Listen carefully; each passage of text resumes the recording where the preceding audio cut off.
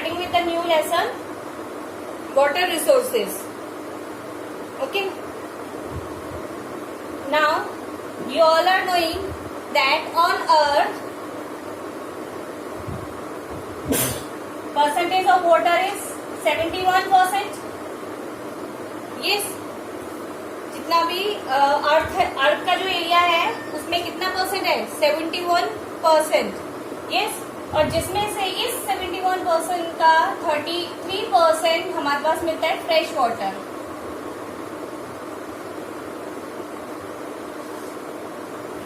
जो कि हमें रिवर से, ग्लेशियर से, इन सब से मिलता है.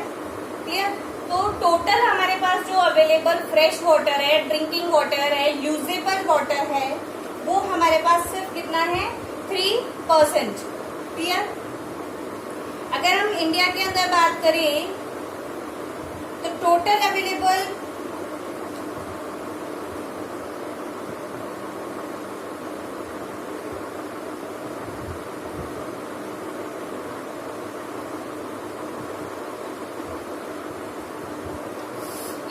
इंडिया की अगर हम बात करें तो अवेलेबल प्रेसिपिटेशन जो है वो है 4000 क्यूबिक मीटर.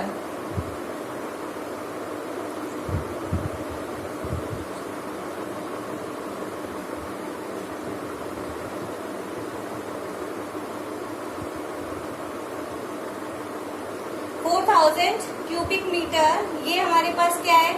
क्यूबिक किलोमीटर में रहेगा.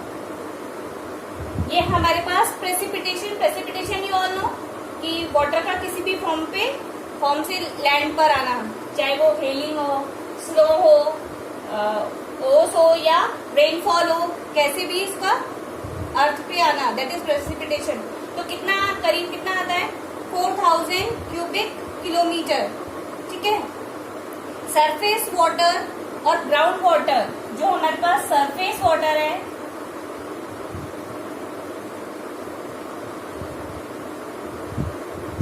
ग्राउंड वाटर, सरफेस वाटर और प्लस कर लो आपसे. सरफेस वाटर, ग्राउंड वाटर जो है वो 1869 क्यूबिक किलोमीटर है.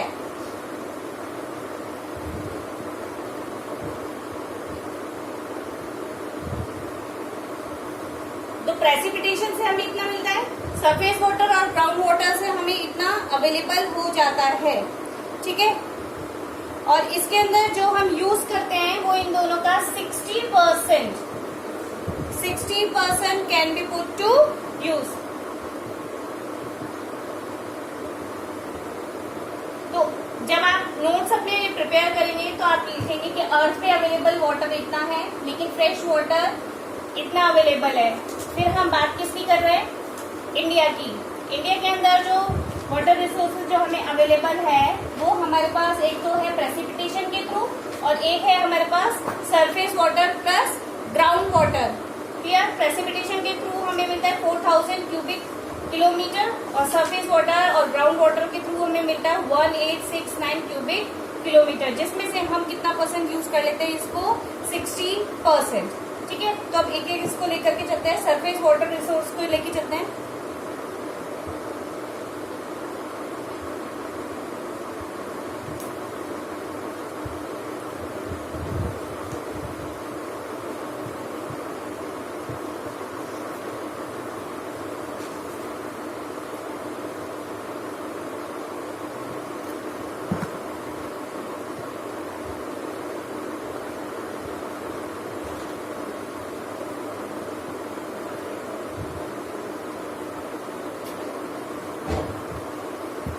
Yes, surface water resources. We all are knowing there are 4 major sources of surface water, that is river, lakes, ponds, tanks.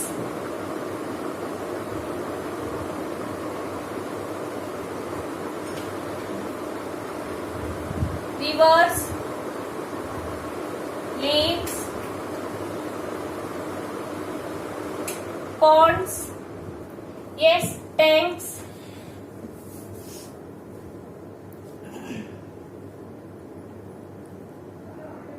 ये हमारे पास क्या है? 4 मेजर हैं. ठीक है. एनुअल फ्लो अगर हम देखते हैं कि एस्टिमेटेड हमारे पास जो एनुअल फ्लो आता है ये आपका जितने भी डेटाज हैं, these all are included in your multiple choice questions. तो आप ये इन डेटाज को जरूर एक बार देखें। दैट इज जो एनुअल फ्लो है वो 1869 क्यूबिक किलोमीटर। ठीक है, इतना हमको क्या मिलता है, एनुअल फ्लो।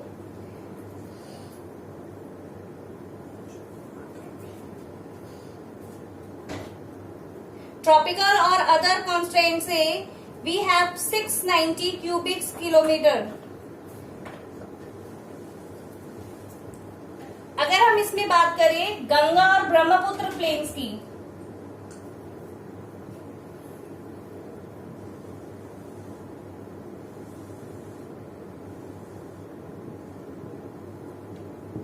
अगर इसमें हम बात करें गंगा और ब्रह्मपुत्र प्लेन्स की, तो ये टोटल एरिया कितना कवर करेगा, जिसके अंदर हमें सरफेस वाटर अवेलेबल है, वो है 1/3 of the total area of the country.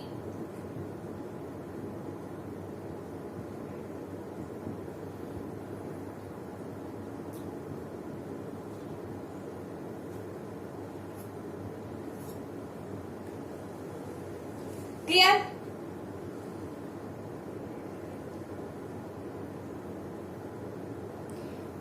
कुछ रिवर्स हमको जो साउथ से मिलता है, साउथ रिवर, साउथ बेसिन से, वो तो इतना नहीं है जितना हमें इन प्लेन से मिलेगा। ये आप खुद भी समझ सकते हैं कि जो वाटर है, जो सरफेस वाटर है, और ये सब आपको इधर प्लेन्स में ही मिलेगा, गंगा रिवर, ब्रह्मपुत्र रेंज, और कुछ पार्ट हमको किससे मिल जाएगा, साउथ रिवर बेसिन से।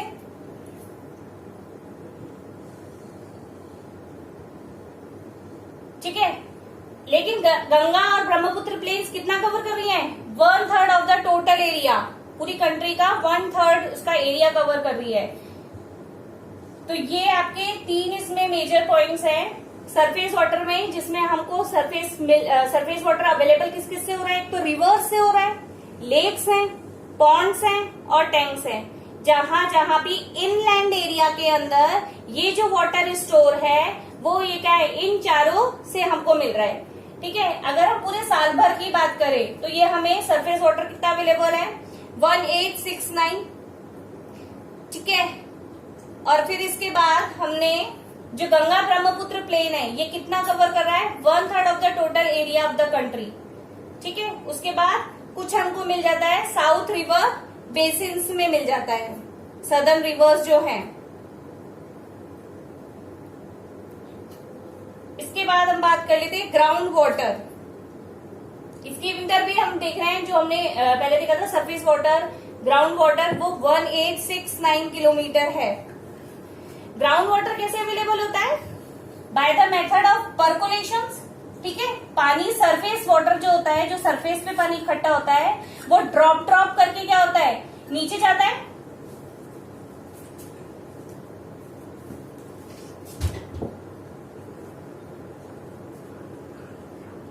यस, ग्राउंड वाटर रिसोर्सेज के अंदर क्या है, कौन से मेथड से जाता है, परकोलेट्स होकर के।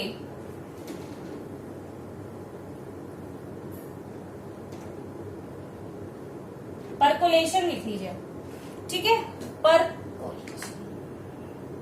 परकोलेशन मेथड, ड्रॉप करके क्या होता है, पानी क्या होता है, नीचे जाता है। जो ग्राउंड वाटर होता है वो सबसे फ्रेश वाटर होता है। क्यों, क्योंकि वो जितने भी मिनरल्स वगैरह होते हैं, उन सब लेयर्स को क्रॉस करके, आपने सॉइल प्रोफाइल वगैरह पढ़ा है तो आपको पता है वो डिफरेंट टाइप्स की लेयर्स हैं। ठीक है, इनमें से ये क्या होता है, परकोलेट होकर के जाता है, तो मिनरल्स वगैरह ये सब कुछ एक्सट्रैक्ट करके अपने साथ नीचे ग्राउंड वाटर में लेकर के जाता है। क्लियर? जो वाटर जो परकोलेट होता है down and flow as surface water, उसी को ही हम ग्राउंड वाटर कहते हैं।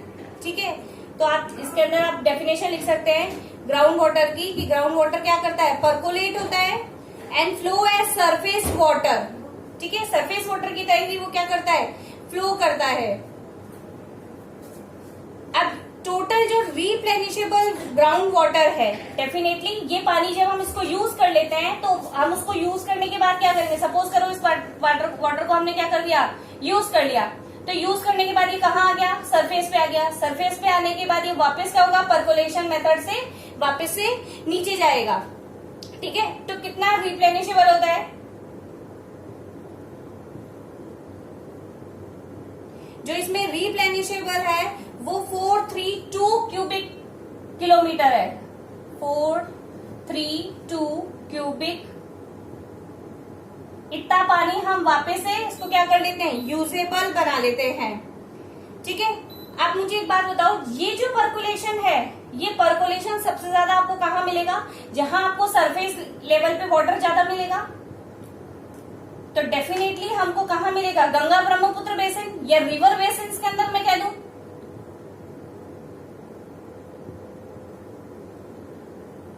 रिवर बेसिन जहां पर भी होंगे, थोड़ा सा भी आप खोदोगे, when you will dig a little bit, that time only आप क्या होगा, आपको पानी ज्यादा गहराई में नहीं जाना पड़ेगा, बल्कि आपको एक अपर सरफेस पे ही क्या मिल जाएगा, ग्राउंड वाटर अवेलेबल हो जाएगा।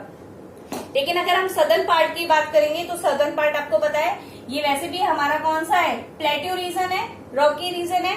ठीक है, तो यहाँ पे प्लेट्यू होने की वजह से ये हार्ड रॉक है, और हार्ड रॉक होगी तो आपको पता है कि जो ग्राउंड वाटर है यहाँ पे हमको कम अवेलेबल होगा। ठीक है, और काफी जो भी अवेलेबल होगा वो काफी डेप्थ में अवेलेबल होगा। तो ये डिफरेंस आपको पता है कि गंगा ब्रह्मपुत्र बेसिन में ये कितना अवेलेबल है,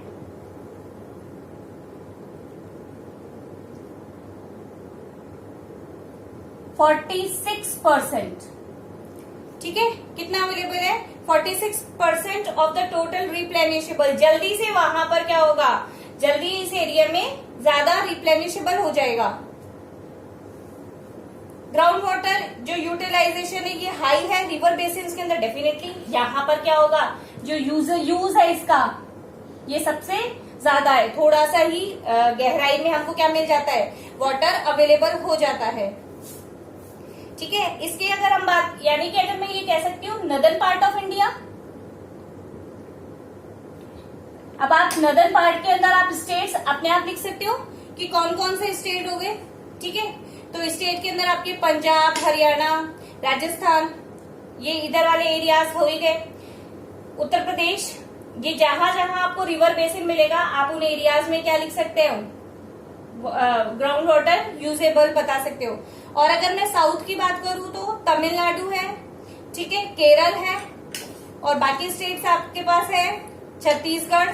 ठीक है, तो साउथ की अगर मैं बात करूं तो कर रही हूं तो साउथ के अंदर आपको पता है केरल, जहां पर क्या आपको पेनिनसुलर पार्ट होने की वजह से इधर से भी वाटर अवेलेबल हो जाता है। केरल के अंदर आपको पता है सबसे पहले मानसून आता है।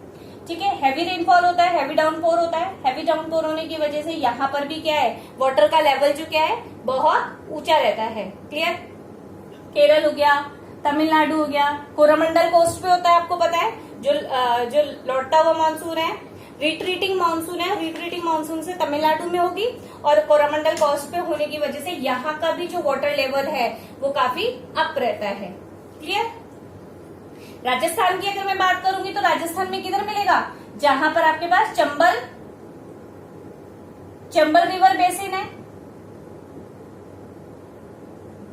चंबल रिवर बेसिन के अंदर आपको ये वाटर अवेलेबल हो जाएगा।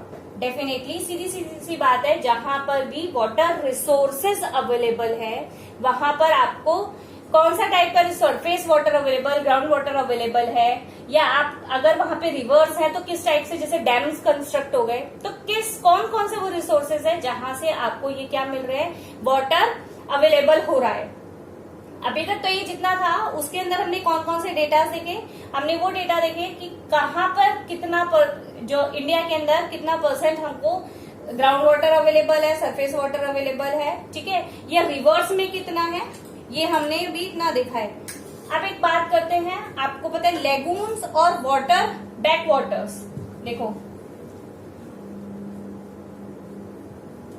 11th क्लास में आप लोगों को लेक्स में बताया था लेगून्स लेक, एक बार इसको फिर डिस्कस कर लेते हैं।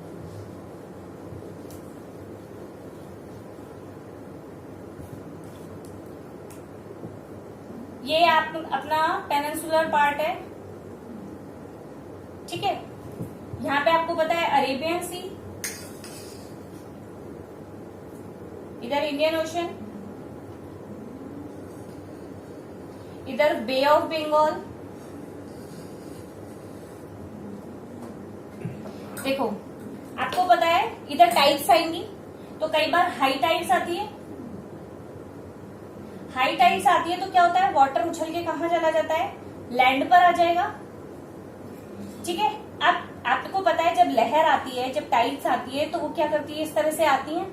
ठीक है, इधर सरफेस पे आ जाती है, लेकिन ये पानी वापस से लौट करके ओशियन में चला जाता है। देखिए ना, लहरें जब उठती है तो पानी आता है और वापस चला जाता है। लेकिन जब हाई टाइड्स आ जाती है या ज्यादा ऊंची लहर आ जाती है तो उसमें क्या होता है, ये पानी ऊपर उठ करके लैंड एरिया पे आ जाता है। अब यहां पर आ जाता है और ये वापस नहीं जा पाता। ठीक है, जब लैंड पे आ जाता है तो वापस उसको क्या होता है, यहाँ पे ये क्या है, ऑब्स्टिकल्स मिलते हैं। ऑब्स्टिकल्स होने की वजह से, चाहे आप कोई सैंड बार कह लो, ठीक है, या किसी भी वजह से क्या है, ये पानी वापस लौट करके नहीं गया। तो ये पानी क्या हो गया, यहाँ पे इकट्ठा हो गया, फिर दोबारा एक लहर आई, फिर ये पानी और इकट्ठा हो गया। यहाँ पर ये क्या होता है, एक गड्ढा सा बनाता जाता है।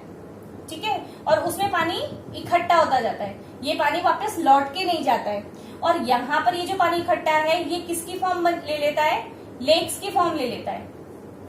ठीक है, हम लोगों ने पढ़ा था ना ये कि इधर जो केरल वाला साइड है इसके अंदर क्या है, यहाँ पर लेगून्स लेक है। ठीक है, लेगून्स लेक की ब्यूटी यहाँ पर हमें दिखाई देती है मालाबार कोस्ट के अंदर। तो हमने ये चीज देखी थी। तो ये जो है ये वापस से क्या होगा, जो ये लेक बन जाएगी, इसी को हम बोलते हैं लेगून्स लेक। इंडिया की सबसे बड़ी लेगून लेक आपको पता है, लेक चिलिका, जो कि ओडिशा के अंदर है। क्लियर, एक तो ये चीज होती है, इसे हम बोलते हैं लेगून्स लेक। एक होता है बैक वाटर। बैक वाटर जैसे सपोज करो ये इधर एक रिवर है, फिर ये थोड़ा सा लैंड का उठा हुआ पार्ट है, और ये इस टाइप से मतलब थोड़ा सा पार्ट उठा हुआ है, और वापस से इधर ये क्या लैंड एरिया है। और यहाँ पे आप चाहे रिवर कह लो या कोई सी भी, मैं वाटर बॉडी लिख देती हूँ। ठीक है, जब इसके अंदर पानी ज्यादा हो जाएगा, चाहे वो फ्लड हो, ठीक है, या वो ज्यादा बारिश होने की वजह से या किसी भी रीजन से, जब ये पानी का लेवल ऊपर उठ जाएगा तो ये पानी क्या हो जाएगा, इसको क्रॉस करके इधर इकट्ठा हो जाता है।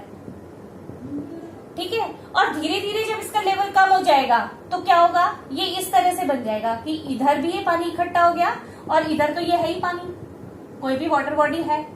ठीक है, ये जो पानी इधर इकट्ठा हो गया इसे हम बोलते हैं बैक वाटर।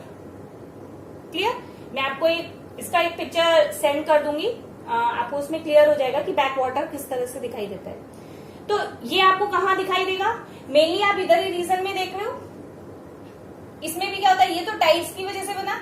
ठीक है, कई बार पानी इधर आएगा, उस लेवल से ऊपर आकर के वापस चला जाता है, और वो क्या होता है, वो पानी इकट्ठा हो जाता है। तो लेगून्स और बैक वाटर्स, ये इन दोनों की वजह से भी हमको क्या हो जाता है, अवेलेबिलिटी ऑफ वाटर मिलती है। क्लियर, लेक्स वाला जो है, अगर हम लेक्स की बात करें, लेगून्स लेक हमेशा कौन सी होगी, हमेशा स्वीट वाटर लेक होगी या salt water lake, it will always be salt water lake.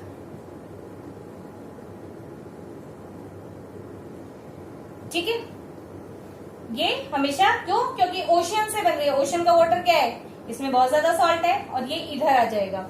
Clear, तो ये इस तरह से सॉल्ट वाटर लेक बनती है। फिर इसके अंदर क्या है, आफ्टर प्रोसीजर करने के बाद इस वाटर को यूजेबल बनाया जाता है, लेकिन वो इतना बेस्ट नहीं होता जितना कि हमारे को और रिवर से, ग्लेशियर से जो वाटर अवेलेबल होता है वो ज्यादा बेटर होता है। ठीक है, तो लेगून्स लेक है, ये सब आपको पूरे, आप वेस्ट बंगाल है, उड़ीसा है, केरल में तो सबसे ज्यादा है। ठीक है, तो ये तो आपको कौन सी उसमें मिलेंगी, ये मेनली आपको मिलेंगी हमारे पेनिनसुलर पार्ट में। ठीक है, अब उसके बात करें हम उसका वाटर की, अगर हम बात करें, हम लोग क्या करते हैं, डैम्स कंस्ट्रक्ट करते हैं। भाई यूजेस ऑफ वाटर के बिना तो लाइफ तो है ही नहीं। क्लियर, वाटर अवेलेबल है, उसको यूज कैसे बनाना है, ताकि हम एग्रीकल्चर है,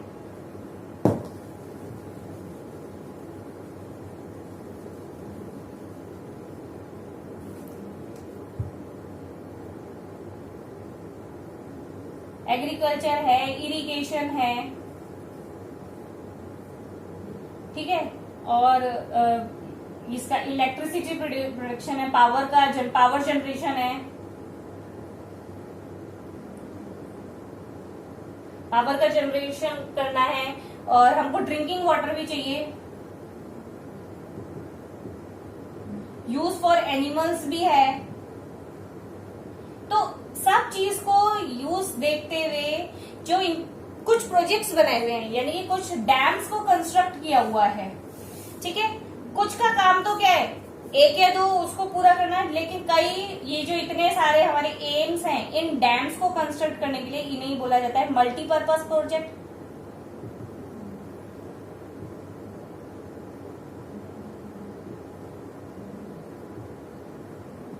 ठीक है, इन्हें ही क्या बोला जाता है, मल्टीपर्पज प्रोजेक्ट, क्योंकि इनका पर्पस क्या है, एक ही चीज को सॉल्व करने के लिए नहीं है, मल्टीपर्पज है। क्लियर। तो कई जगह क्या किया जाता है, डैम्स बनाए जाते हैं। तो डैम्स कंस्ट्रक्ट किए, जैसे कि अगर हम बात करें मल्टीपर्पज प्रोजेक्ट में, भाखरा नागल डैम जो कि हिमाचल प्रदेश में है,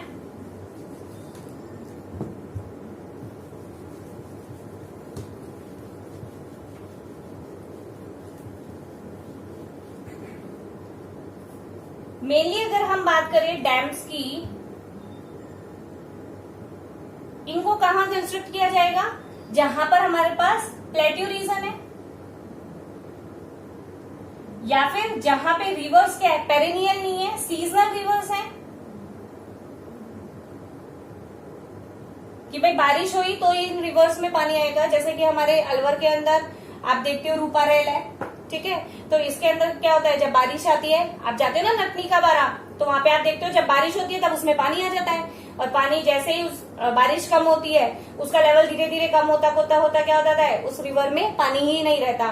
ठीक है, तो ये सीजनल रिवर है, उस पानी को रोकने के लिए प्लेट्यू रीजन के, हमारे प्लेट्यू रीजन में जब हम किस पे डिपेंड है, मेनली सीजनल रिवर्स है। जब इस रिवर्स के अंदर जो पानी आ रहा है, अगर वो इसी तरह से कम हो जाएगा तो हम बाकी के साल कैसे निकालेंगे, और अब तो रेनफॉल इतना होता भी नहीं है। तो क्या किया जाएगा, डैम्स को कंस्ट्रक्ट किया जाएगा।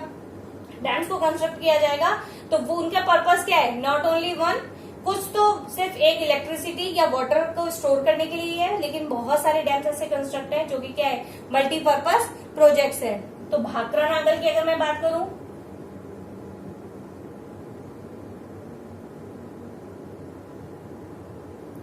ये आपका हिमाचल प्रदेश के अंदर है। सरदार सरोवर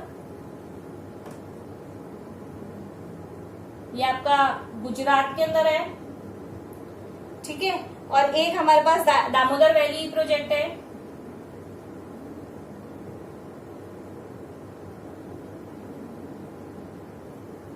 ये आपका झारखंड में हो जाएगा।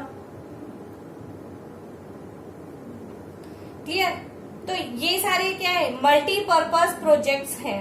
इनके अंदर अगर हम एग्रीकल्चर की बात करें, एग्रीकल्चर की अगर हम बात करते हैं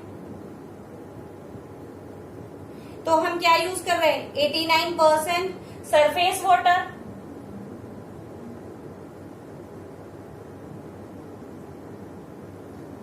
ठीक है। 92% जो है, 92% हम ग्राउंड वाटर यूज कर रहे हैं।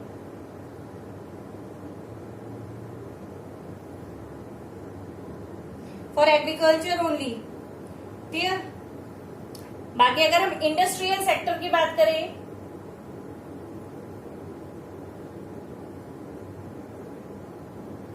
इंडस्ट्रियल सेक्टर की अगर हम बात कर रहे हैं तो 2% किसका, सरफेस वाटर का, और 85% ग्राउंड वाटर का।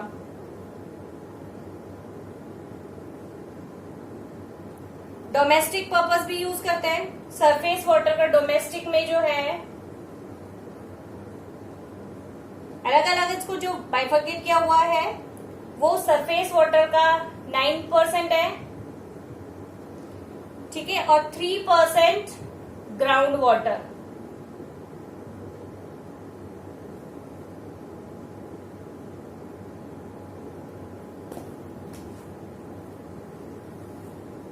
ये आपको ये फिगर्स हैं, आपको इसमें देखना कि कितना परसेंट एग्रीकल्चर सेक्टर यूज करना है, इंडस्ट्रियल सेक्टर यूज कर रहा है, डोमेस्टिक सेक्टर इसको यूज कर रहा है।